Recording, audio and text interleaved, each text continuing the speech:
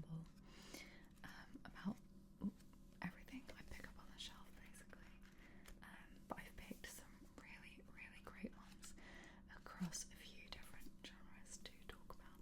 So, without any further yammering, let me tell you about these books while using them to create triggers. Okay, so the first one I have here is called The Forest of Wool and Steel, and as you might be able to tell, it is piano related, but it's not just a story for piano players. It's about this guy who finds his calling, and his calling is basically to be a piano tuner, and lots of this definitely appealed to me as a piano player, but I'm going to read the blurb because I think it does a better job of describing why I think everyone should read this book. What he experienced that day wasn't life-changing, it was life-making. Tamura is startled by the hypnotic sound of a piano being tuned in his school. It seeps into his soul and transports him to the forests, dark and gleaming, that surround his beloved mountain village. At that moment he becomes determined to discover more. Under the tutelage of 3 master piano tuners, Tamura embarks on his training, always asking himself one unfathomable question: do I have what it takes? Set in small-town Japan, this warm and mystical story is for the lucky few who have found their calling, and for the rest of us who are still looking. It shows that the search for purpose in life is a winding path, one filled with treacherous doubts, and, for those who persevere, astonishing revelations. I love this book, and I really love the cover. I think it's probably, this might be the most beautiful cover I've ever seen. I don't know if it's getting it on the camera quite how gorgeous that is, but also I might be biased just because I love the look of pianos and I love forests, so it pretty much couldn't lose with me. The next book I have on my pile is, I can introduce it along the same lines as that other book because I'm really interested and intrigued when I'm reading by different lifestyles, different human lives, careers, stuff like that, that are just so kind of far from what I do or can imagine doing. Like being a piano tuner, although that book did make me research how to become a piano tuner for a solid few days. Then I came back to my senses. And this one follows a group of heinyos, which are essentially usually quite elderly Korean ladies who make their living by diving to the bottom of the ocean, and they can hold their breath for minutes at a time. It's really incredible. So those are the characters that we follow, the people from that community. But then, even though that's what drew me to the book, this book gets very dark very quickly. It takes place in World War II, and it's essentially provides a very, I would say, graphic light into the lives of Koreans while they were under the oppression of the Japanese. And it's such an interesting story. I want everyone to read it. It's so immersive, not always in a good way, so actually I should put a trigger warning out there for essay and other forms of violence, war crimes, that sort of thing. But it's just, yeah, it's kind of amazing. I'll read the blurb because I don't remember everything. I read it quite a long time ago, but it still remains one of my favourite books. Look for your sister after each dive. Never forget, if you see her, you are safe. Korea 1943. Hannah has lived her entire life under Japanese occupation. As a henyo, a female diver of the sea, she enjoys an independence that few other Koreans can still claim. Until the day that Hannah saves her younger sister from a Japanese soldier and is herself captured and transported to become a comfort woman. But henyo are women of power and strength, and Hannah will find her way home. South Korea, 2011. Emmy has spent more than 60 years trying to forget the sacrifice her sister made, but she must confront the past to discover peace. Seeing the healing of her children and her country, can Emmy move beyond the legacy of war to find forgiveness? Yeah, just really impactful, and one I intend to reread at some point. Okay, so moving on to what I consider more light-hearted, and definitely one of Thomas Hardy's more light-hearted novels is Far from the Madding Crowd. And I've only read two of his, probably the most famous two, Tess of the D'Urbervilles and this, but this was my favourite of the two. I preferred the ending of this to the ending of Tess of the D'Urbervilles, and from what it sounds like, many of his other novels. I knew the kind of stories that Hardy was inclined to write, so I went into this with those expectations in mind, and I think I actually would have preferred it to just go into it blind with no knowledge of Tess, with no knowledge of his other novels. And I know I'm being vague, but it's because I don't want to say what I thought, because then I would be doing the same thing to you. But I really, really, really enjoyed it. It just would have been even better, like, by a 0.5 if we're going on the 5-star Goodreads scale.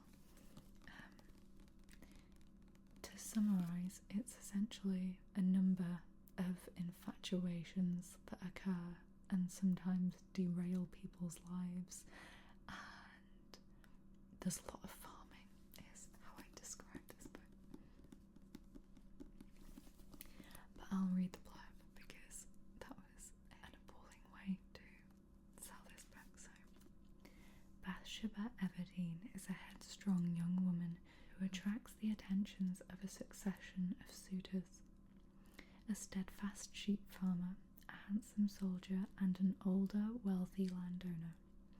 As the men vie for her affections, she struggles to retain her independence of spirit in the face of their declarations. Yeah, so actually, I don't think I did too bad a job of summarising that. And also, can I just say that I really appreciate being able to come here and share all this with you guys. Like, I was feeling really anxious before, and I'm genuinely not now. Anxious and just generally bad, but the thought of all of you has lifted my spirits. So the next book I will talk about before anyone vomits from the sincerity is Howl's Moving Castle. And if you have heard of this before, I'm guessing not all of you knew it was a book first. I'm only assuming that because I didn't know for a long time, and if you haven't heard of it at all, it is probably the best in my opinion, or maybe joint best, they're all so good, but Studio Ghibli movie. And don't hate the way that I pronounce it. It's not my fault that the way that it was translated into English in the first place sounds like Ghibli. In the Japanese, it's Ghibli, so that is what I will continue to call it, because I know someone in the comments will say something. So I had to read this because I think pure shock factor of the fact that it was a book beforehand, or maybe absolutely everyone but me knew it was a book before it was a movie. But yeah, it's a fantastic steampunk kind of vague movie, as lots of Ghibli movies are, and I think reading this book, it just provides way more of a solid foundation to the movie. So I feel like the parts of the movie where I was like, what is happening? Why is that happening? I like the aesthetic choices and stuff like that, but this is a lot more logical and easy to follow. And having watched the movie and having read the book, they just serve to make each other richer, in my opinion. I know not all people feel that way about reading a book after they've already seen the movie. I didn't used to, but that's because I was prejudiced. But I know that my dad, for example, he really can't read a book after seeing the movie and enjoy it to the same extent that he would do had he never seen the movie, because he finds that the movie like puts all of the pictures there for him, and I get that, but I don't feel like it's the same for me. This might be a weird thing to say, but I think I enjoy something more when I've already read it before, because I like to know where it's going. Like, I don't like the anxiety of not knowing where something's happening. This is the same with TV shows too. Like, I'm a huge rewatcher of things. Like, my favourite things I've rewatched like an insane number of times, like institutional level of insane. Not sure I put myself in the best light there, but hey, what honesty. The next book I have is the one that I'm currently reading, so I can't say for certain that it should be on this list, but I'm pretty freaking sure that I love this. I like Jane Austen. I don't like her as much as, for example, the Brontes, but the Brontes are probably my favourite author if I can compile Emily and Charlotte together. Actually, Anne as well, but Agnes Grey was a letdown. But The Tenant of Wildfell Hall was very good, so I'm actually sorry to Anne to exclude her from that. But I do love Jane Austen, and I love Pride and Prejudice. The book and the BBC limited miniseries, I can't remember what year, was it 2003? Can't remember. It's the one with Colin Firth and Jessica Earle, not the film, because the film does not have the humour that Pride and Prejudice has in it, and yeah, it's so good.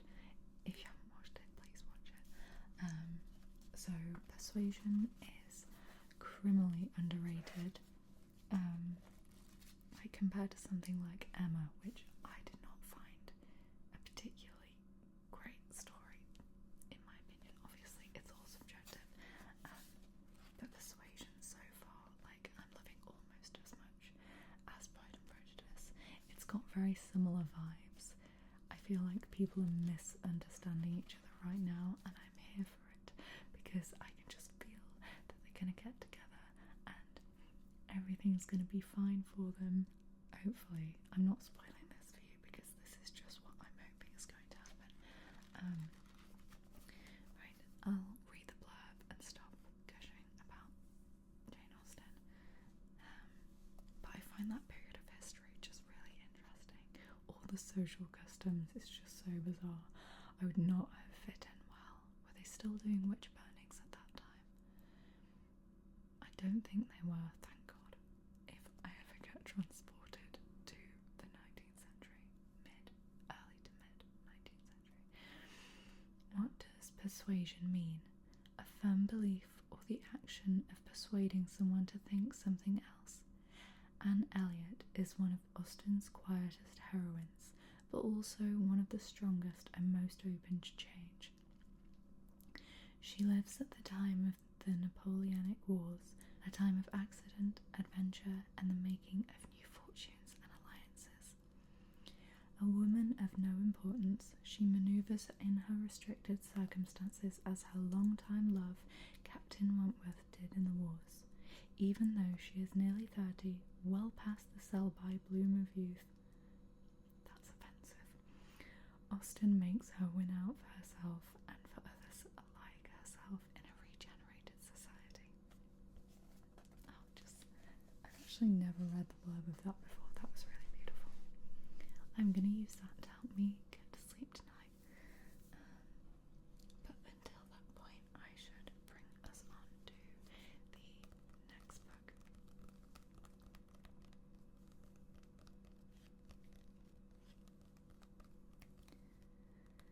I'm trying to be subtle about the triggers because I only create ASMR that I would want to watch. In terms of in the style that I want to watch. I don't want to watch myself, obviously.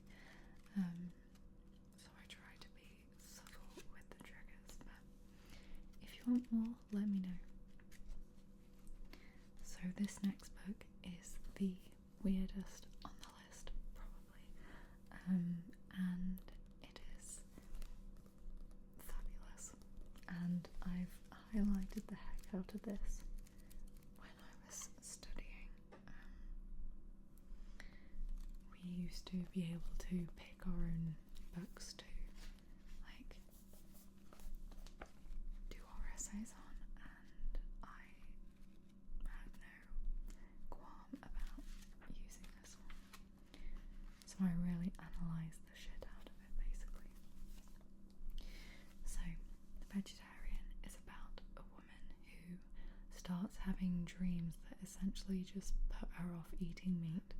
But what this is kind of more of a metaphor of her rejecting her place in society, the expectations that society has put on her as a South Korean woman, wife, mother.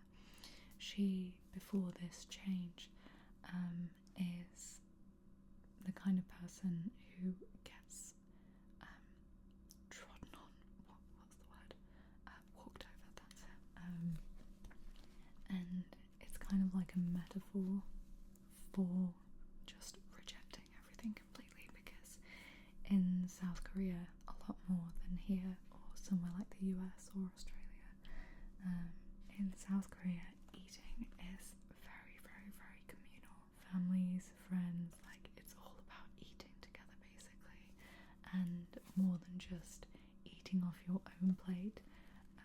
You're sharing all of these different dishes, and yeah, it's just very wholesome togetherness. In general, I don't mean to generalise about an entire country, but in the general, it is much more that way than I am, for example, or families in the UK, because I can speak from that experience because I'm from here. So to stop eating meat in a country where they eat a lot of meat, there are very, very, very few vegetarians, vegans, etc.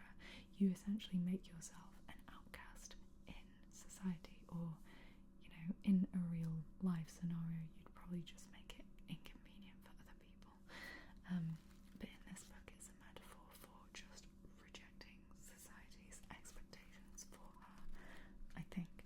And she just kind of goes deeper into that, getting kind of extreme into rejecting her role, until her husband, I think, as far as I can remember, her mother-in-law, or maybe her actual family, essentially she gets institutionalized because she doesn't fit in this perfect box of what this wife, mother, etc. Should be, and it all comes from her literally just not wanting to eat meat. And yeah, I just thought it was so well done. I don't know where she got the idea and how she managed to flesh it out from, this. She must have thought of that single metaphor in her head. But it's just so unbelievably well done. It's also just really enjoyable to read. That's the most important thing about any book, in my opinion. There are books that have a lot of literary merit, apparently, that are just horrific to read, and it's like, what's the point? sure, you can take more from a book than just enjoying it, but for me, I feel like I always have to enjoy it to take something away from it. Having said that, I read The Master and the Margarita, and although, you know what, there were still parts that I enjoyed, but it was mainly just this absolutely manic cat that showed up every now and then. I suppose I did take something from that, and that's that things can be published and become classics that you never would see published these days. Someone who actually understands The Master and the Margarita is going to comment and tell me I'm an idiot, which is fair enough. I'm sure I didn't get it in the way that some people would, but my example was actually going to be Ulysses by James Joyce. Again, someone in the comments could easily come for me about that one, but it did not need to be. Was it 1,500 pages? I got halfway in and I was like, this is a single day. A single day is taking me 7 days of straight reading to read. Why? It's just a waste of life. And I know James Joyce was a great writer. I loved his short stories, including like Dubliners. But I just, all I could think was the audacity of you to write something that long. That's so shit. But it's become a classic, so again, that's just my opinion. Lots of people disagree with me. Did I even read the blurb of that? I don't think I did. So on the back it says, a darkly beautiful modern classic about rebellion, eroticism and the female body. One of the most extraordinary books you will ever read. So yes, I think it's about rebellion, eroticism, yeah, I guess, and the female body, sure. Oh yeah, this blurb slightly annoys me. Ian McEwan, who wrote Atonement, which was a great book, I won't lie, but he has said, a novel of sexuality and madness that deserves its great success. I think it's a massive reduction of what this is meant to be. I'm not sure he's got it in the same way that I don't think I got Ulysses or The Master and the Margarita. But I find that absolutely bizarre. I almost swore that they put that on the front of the book to sell it. I mean, yes, technically, like, you know, she's institutionalised and all that, but I don't think that was what the book was about. I don't know if I just rambled on about that book for too long. But we'll move on. So the last book I have is We Are All Completely Beside Ourselves, and I'll start off by saying that I love an aesthetic cover, and any yellow cover has basically just got me.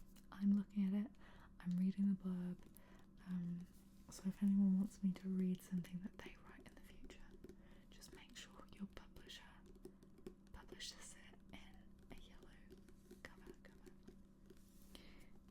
I don't know if it'll be the same in the US and all other places, but in the UK, Convenience Store Woman, a really great book, was like aesthetic crack to me. It was the perfect shade of yellow. Anyway, this book was recommended to me by a friend who is literally the greatest writer I've ever known, bar someone I don't know, if that makes sense. And I have been a self-employed writer for 6 years, and I know for a fact he was better than me. But he decided to sell his soul to the devil and now works as a consultant, unless he's changed jobs. I haven't spoken to him in years. He works as a consultant in a big corporation in Northern Ireland. The only part I approve of is the fact that Northern Ireland is a very cool place.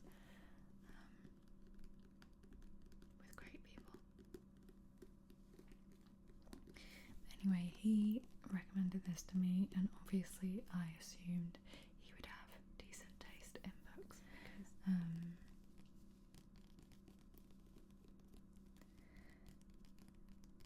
I remember he used to have this nickname that I won't say in case YouTube demonetizes me, but it was based on the fact that he wrote some quite raunchy material for his GCSEs, which, if you're not from the UK, is exams we take when we're 15, 16, actually 14, 15, 16 depending, and his coursework was this really raunchy stuff, and he got full marks, and he had a nickname based off that.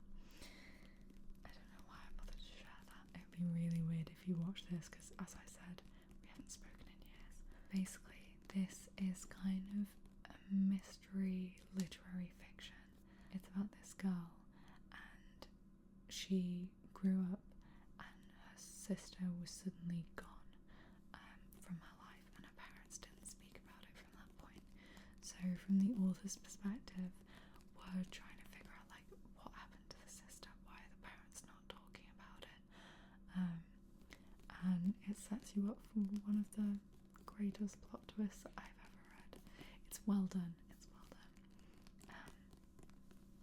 I wasn't absolutely obsessed with this book, but it was a really, really great read. It's just a great book. But I guess I didn't emotionally invest myself in it in the way that I've done in quite a few of the others I've mentioned. Yeah, I think for me to become invested, I have to see something that just like strikes like a part of me, like I can see myself in it, not in the sense that I need the character to be like me or anything like that. They don't even need to have similar interests, but if I can recognize like a really specific emotion or a specific circumstance, or maybe they followed a path and I can just really understand why they followed it, then I can really connect to them and I get really invested. Like the piano tuner guy, like I would never be a piano tuner, but I can feel why he would, and it just makes the story great.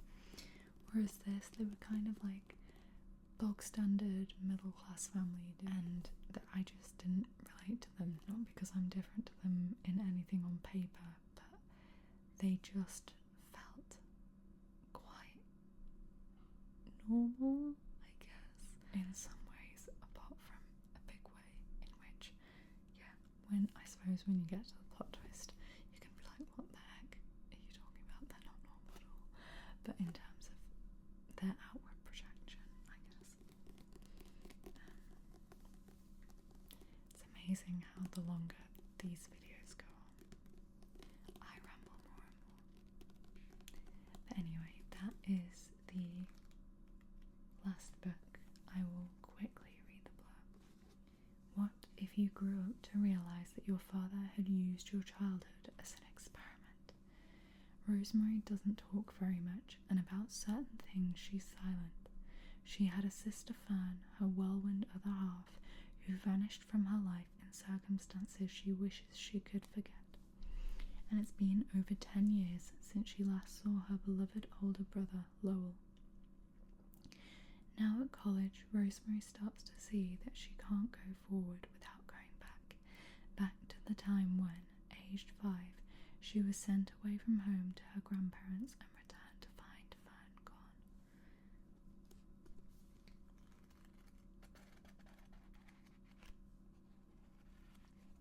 So yes, thank you for being here with me, and as usual, sharing in my love of books. I know that it is shared by all of you. Please tell me something good that you've read recently, or an old favourite, or anything like that. I will leave the links to these books down below. I will put Amazon affiliate links there, in case you want to support the channel and also do your book shopping. But yes, thank you for being here, and I will see see you hopefully in